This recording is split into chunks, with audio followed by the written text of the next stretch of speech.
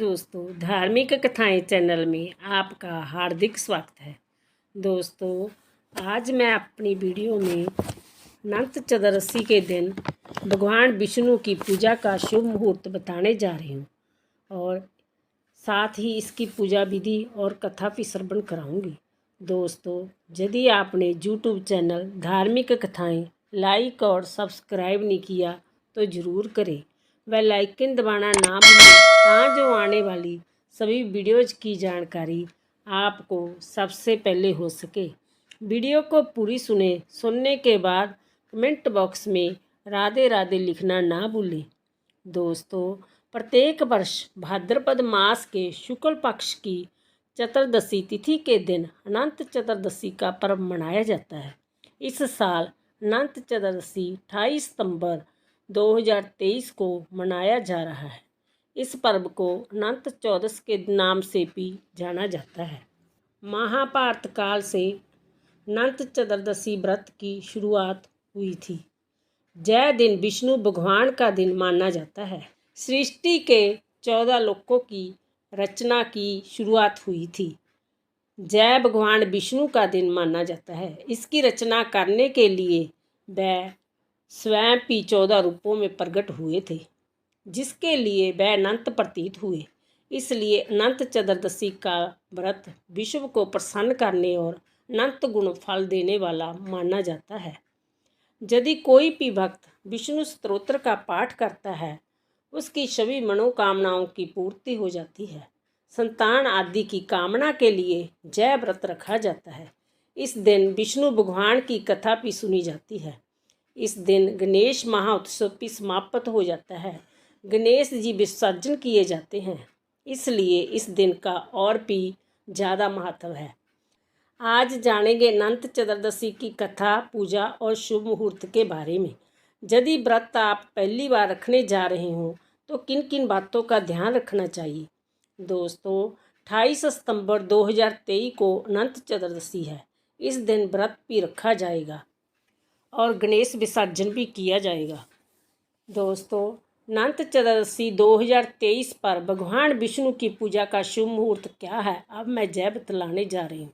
भाद्रपद मास के शुक्ल पक्ष की चतुर्दशी तिथि की शुरुआत 27 सितंबर 2023 को रात 10:18 से हो रही है।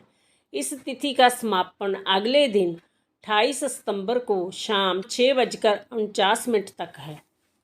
अनंत चतुर्दशी के दिन भगवान विष्णु ने 14 लोकों की रक्षा के लिए 14 रूप धारण किए थे, इसलिए जय पर्व खास माना जाता है। इस दिन विष्णु जी के अनंत रूपों की पूजा की जाती है और साथ ही 14 गांठ वाला सूत्र कलाई पर बांधा जाता है। दोस्तों, इस दिन पूजा कैसे की जाती है, अब मैं आपको बताने जा रही हूँ। अनंत चतुर्दशी के दिन सुबह जल्दी उठ के स्नान करके साफ सुथरे वस्त्र धारण करें। घर के मंदिर को साफ करके गंगा जल से पवित्र कर ले। फिर एक चौकी पर लाल कपड़ा बिछाकर उस पर स्वास्तिक बनाएं। आप चाहे स्वास्तिक चावल से बना सकते हैं, रोली से भी बना सकते हैं। फिर विष्णु भगवान की प्रतिमा स्थापित करें, क्योंकि यह बहुत बड़ा दिन होता है, इसलिए इस दिन कलश की स्थापना करनी होती है। कलश की स्थापना वैसे ही करनी है जैसे आप नवरात्रों के दिनों में करते हैं। नीचे चावल रखकर ऊपर मिट्टी का कलश रखें। मिट्टी का ना हो तो आप किसी भी धातु का कलश रख सकते हैं। कलश के अंदर थोड़ा सा जल डालें। फिर उसमें एक चिक्का, हल्दी की गांठ, दुर्वा, अक्षित, जय सब डालने के लिए उसके ऊपर एक नारियल भी रख सकते हैं। नारियल पानी वाला होना चाहिए। कलश पर स्वास्तिक बनाइए। कलश की भी पूजा करनी है। धूप दीप 5 अमृत से स्नान कराए। दोस्तों, आप 14 धागों से 14 गांठें दूर दूर से, थोड़ी थोड़ी दूर से गांठें मार के बना सकते हैं। इसको विष्णु के चरणों में रखकर और हल्दी में डुबोकर, हल्दी में से निकालकर धूप दीप जगाकर आप विष्णु भगवान को प्रार्थना करके आप इस डोरे को पूरे साल धारण करें। विष्णु भगवान आपके हर विघ्न को दूर करेंगे, आपकी हर मनोकामना पूर्ण करेंगे। दोस्तों, इस दिन भक्तजन अलौकिक कार्यकलापों से मन को हटाकर ईश्वर भक्ति से अनुरक्त होते हैं। इस दिन वेद ग्रंथों का पाठ करके भक्ति की स्मृति का डोरा बांधा जाता है। इस व्रत की पूजा दोपहर को की जाती है। दोस्तों, इसके बाद अनंत देव का पुण्य ध्यान करके शुद्ध अनंत को अपनी दाहिनी भुजा पर डोरा बांधना चाहिए। जय डोरा भगवान विष्णु को प्रसन्न करने वाला तथा अनंत फलदायक माना जाता है। जय व्रत धन पुत्र आदि की कामना से किया जाता है। इस दिन नवीन सूत्र के अनंत को धारण करके पुराने को त्याग देना चाहिए। इस व्रत का पारण ब्राह्मण को पूरा दान करके करना चाहिए। अनंत की 14 गांठें 14 लोकों की प्रतीक है।